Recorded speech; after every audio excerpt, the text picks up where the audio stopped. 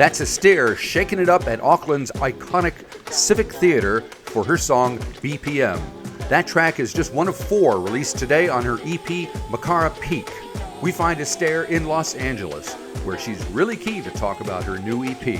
Yeah, I'm really excited to share it with people. I worked hard on it. I made it all during the last lockdown we had in my studio, which looks out over a mountain called Makara Peak. So Makara Peak was my muse, and that's why I called it Makara Peak. Right. And I kind of went back to being really into like beats and rhythms and stuff. So I kind of, because my last project Archetypes was very band driven, and you know, a lot of the compositions were started on guitar. This one was kind of going back to making textured, layered, you know, rhythmic songs that Right. I can imagine people dancing to and that I can dance to as well. Right. As a matter of fact, the first track is called BPM, so that gives you a good clue right there, right? Yeah. And you shot the video for that at the Civic Theatre, right? I'm a Highland daughter. My blood is up on Duda. Catch you right in my corner as we sweat out the firewater. I wanna dance to fight. I need the rhythm so that I survive. This is a ritual space where you're a spiritual race. Getting the vibe right and take it down through the night. Before you're going to die, better to wonder our time. Yeah. I shot it at the Civic Theatre with an amazing team. Shaquille Wasasala was directing. We had Ezra Simmons on DOP. And it was just a great team of people. Yeah. Did you have fun just like exploring the nooks and crannies of the Civic at all? Did you get a chance to goof around? Yeah, it was wild. Like I had no clue how many rooms the Civic has, and right. kind of like the plastered, like, you know, pillars and crazy wallpapers and stuff was all pretty cool. We also shot on film, so we were there for 12 hours, but we only had 20 minutes of footage all up. Right. So it's not like these days where you can just shoot forever and hope you get something good. No, it wasn't like that at all. So, yeah. But it was a really fun video to work on. Right. For sure. Mm-hmm. Right. Cool. And you also, the second track is called Oh Well. You got a video for that. Maybe, I think I hear some French speaking in there. Tell me about that. Je ne suis pas certaine de futur. Je dois attendre quelque chose. Mais quoi? Je ne sais pas. Yes, le monde est dur. Il faut travailler dur dans cette vie, which means the world can be difficult. You have to work hard in life. Mais moi, je ne suis pas certaine du futur. But for me, I'm really not sure of my future. J'ai besoin attendre quelque chose. Is that what I say? Can't quite remember. I think I say that, which means I need to wait for something. Mais quoi, je ne sais pas. But what, I'm not sure. So right. It's kind of like a fun lament. I've put French as a recurring theme in this album because there's also a song called Conversation with Daddy, right? Which is like a little conversation with my father on the phone, and he speaks French. Hello? Oui, bonjour papa. It's late here, but I'm just calling because I'm worried. I'm worried that I'm socially conditioned to be motivated by materialistic accumulation and capitalist ideologies. Voilà! Maintenant tu as compris. Voilà. Yeah, he's weird because that's how we talk. That's the language that I talk to my father and my siblings, and cool. So I wanted to put French in there because I love the language, and I also really like music and songs in other language. I'm a huge fan of like Spanish, Spanish speaking music, French speaking. So do languages come easy to you to pick up and learn? Well, I know how to speak German and French fluently. That's pretty good. And you're not bad at English, so there. Yeah, thank you. I actually better than me, probably. I get by on my English. Actually, it's sometimes hard for me to synthesize things in English. Like, it's kind of interesting. I find it hard to kind of like pull my thoughts into a synthesized sentence in English more Right. so Are you than I thinking do in in a French? second language. Pardon? Are you thinking in French? No, because English is my first language. Okay. Yeah. It's just how my brain works. And so with all those languages and accents and pronunciations rolling around in your head, it must have, obviously it has an effect on your music, which kind of sets you apart from other folks. Yeah. It does have an effect on my music, for sure. I think what I'm teetering towards at the moment is, discovery of my identity, especially my cultural identity. I've always kind of had this inclination through music, and language is part of that. Language is part of my identity. It's part of who I am. And so, incorporating different languages into my music makes sense to me. I've never put German in a song, though. Okay. Well, there's always time. Yeah. You're young. So we've mentioned 3 of the 4 songs. There's another one called Melt. Yes. What would you like to say about that, since we're commenting on all of them now? My long-term lover, you're the heat and I'm the butter. You make me melt.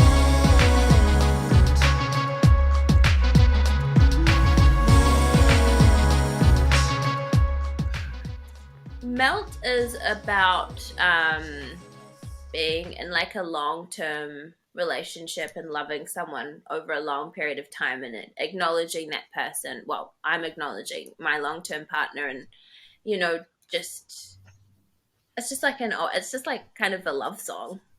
Uh-huh. Yeah. Nice. Yeah. So now that once the EP is out, tomorrow or the next day, depending on your geographical location, what are your plans for, are you going to get out there and perform a little bit, do some shows? Yeah, so I'm having a little release party in LA tomorrow. Cool. At this really cool black queer-owned barbershop called High and Tight in Mid-City. It's my friend's barber, and it also kind of doubles as a venue, and it has like a little bar, and it's really cute. So yeah, I've just invited people that I've met in Los Angeles, and they've invited some of their community. So yeah, just kind of hoping to have a little gathering, a little celebration. I'll perform the EP, which is 4 songs, so it will be a short performance, and I just want to have fun. Do you perform, is it just with you and Lola, your little gizmo, or do you have other people playing with you? It's not going to be band performance. It's going to be like, me like just kind of strutting around. As you do. Dancing. Looking people intensely in the eyes, I like that. Yeah. And you're going to have a couple of A-listers there, Johnny Depp or Gwyneth Paltrow or somebody, popping in. Who knows? It's LA. I mean, they might accidentally stumble upon it. Very good. And so who else do you have working on the record? I think you got Marika Hodgson on a couple of tracks, Zoe Moon. Tell me about some of the people you worked with when you made the record. Okay, yeah. So the people that I worked with on this EP, Marika Hodgson laid down some bass on Oh Well. Yep. She laid down some acoustic bass. And then Ayrton Foote laid down some synthesizer on BPM, and Lily Shaw put some flute on BPM as well, played some flute. And then, apart from that, and Pascalino Shella laid down some guitar on Oh Well as well. But so had people either come into my studio or work remotely and send me stuff, which was a nice way to do it, actually. And same went for mixing. Like, I kind of took another approach to this one because I've figured out that I really need to mix my own tracks. Right. Because why is that important? Because it changes the production so drastically, and I've always asked engineers for bounces, stems of the mixes they've done, and like remixed it every time. It's got to drive them crazy, right? Absolutely, it does. But it never sits right with me when it's someone else who's done it completely. So this Yep. time around, for the most part, like I mixed everything and then I bounced all the stems out separately and then gave them to Ben Lemmy and John Lemon to kind of fortify the Right. mixes. Then I asked them for the stems back, for the stem answers back. So, but yeah, the whole process of this EP was very much, I think, a consolidation of a lot of stuff that I've learned over the years, including making an album with Stu Jackson, my last one, Archetypes, and working with a lot of live musicians, and then kind of coming back to what I started off doing a little bit. Which was really fun. All right. I enjoyed it. So you're over in LA now. When are you coming back here? I'm coming back on Monday. Oh, man. All right. I've been here for 4 weeks. So that's cool. Yeah, I mean, is it? I get the feeling you go back and forth a lot. Then you have places changed in the last couple of years with COVID and politics and all the stuff that's been going on all over the world?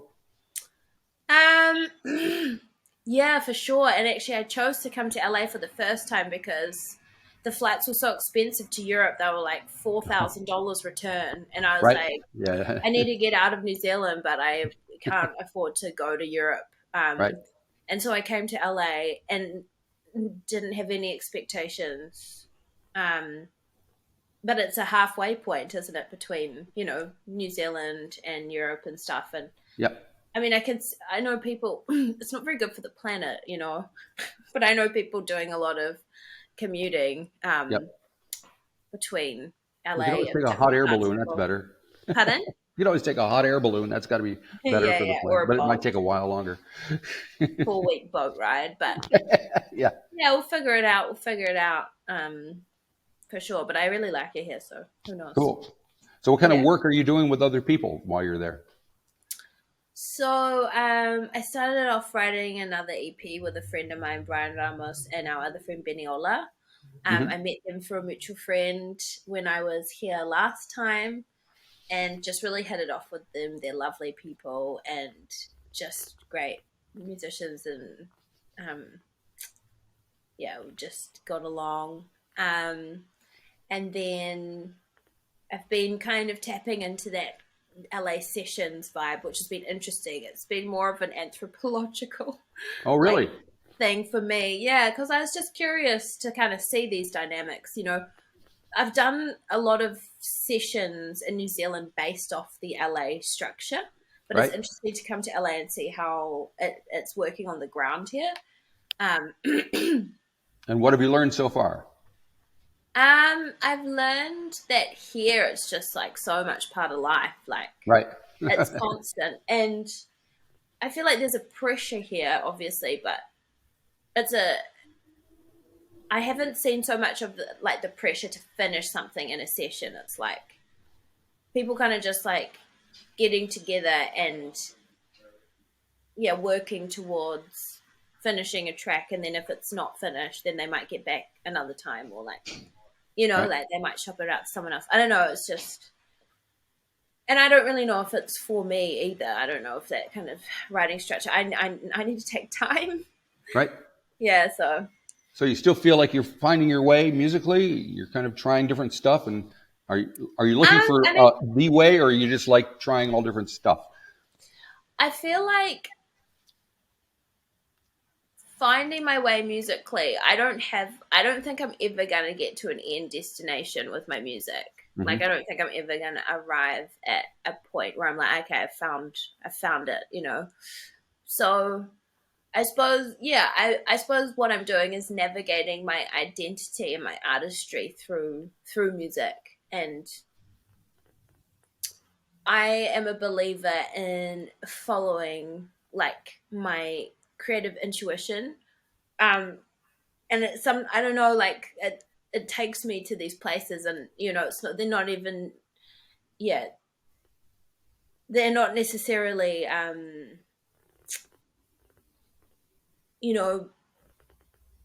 what's being done here or what's being done there. They're just kind of like what I feel to be right for me at any point. And I think because I worked so it was so solitary. This project Makara Peak, I produced it all and I made it at home.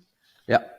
The idea of collaborating with other people really excited me, kind of alleviating some of that workload off myself and like connecting with people that I really like and just having fun. So There you go. Well, that sums it up nicely. Thank you. Thank you very much.